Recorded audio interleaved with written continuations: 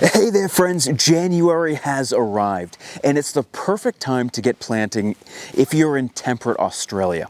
It's not too late. Today, we'll take a look at what you can grow in warm temperate areas, and later on, we'll explore how the choices differ for those in cooler temperate zones. By the end, you'll have a clear plan for a fruitful summer garden. So let's get started.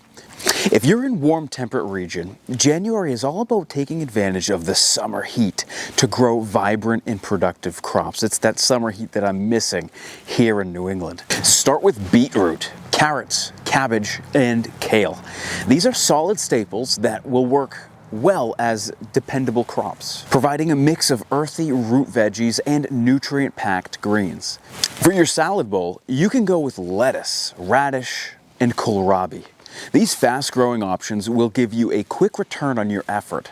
Plant them in succession every couple of weeks for a steady supply of fresh greens throughout the season, even leading you into the fall. Let's not forget the summer superstars, zucchini, cucumbers, pumpkins, and tomatoes. These heat-loving plants will thrive with plenty of sunlight and consistent watering. Make sure to give the pumpkins and zucchini enough space. They love to sprawl. Then they always need more space than you think. Tomatoes, on the other hand, will need sturdy supports like stakes or cages to keep their heavy fruit off the ground. I like to send them up a lead wire. If you're after a bit of variety, try fennel, eggplant, and silverbeet. Fennel adds an anise-like flavor to your dishes, while eggplant loves the warmth and will reward you with glossy, delicious fruit. Silverbeet is a garden workhorse. It keeps growing even when the weather heats up, providing you with a steady harvest of leafy greens.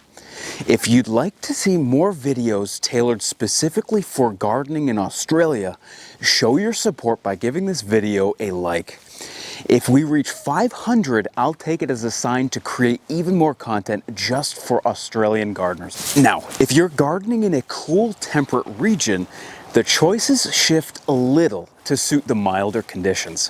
While summer warmth still opens up opportunities, some crops may need a bit more care to thrive.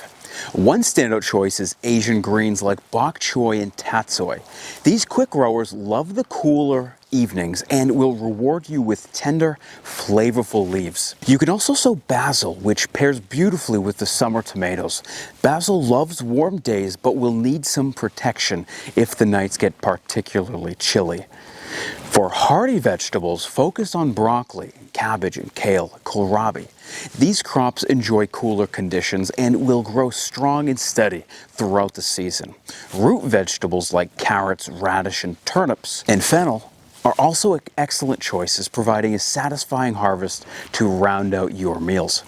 Warm climate crops like zucchini, cucumbers, and pumpkins can still be planted in cool temperate regions, but they'll need a sunny, sheltered spot to get the most out of the growing season. Again, these are also very sensitive to the cold. If you're expecting a chilly night or chilly evening, protect them the best you can.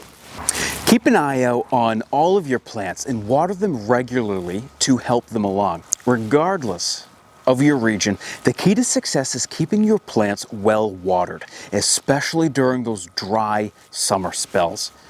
Water early in the morning or late in the evening to minimize evaporation. A good layer of mulch around your plant's base will keep the soil cool and lock in moisture.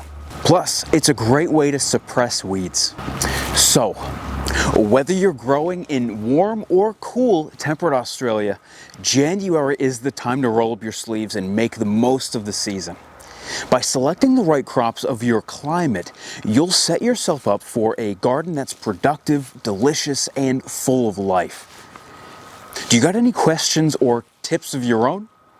Drop them in the comments below. I'd love to hear what's growing in your patch. And of course, don't forget to like and subscribe for more gardening advice. Thanks for watching, and I'll see you all in the next video. Until then, happy gardening.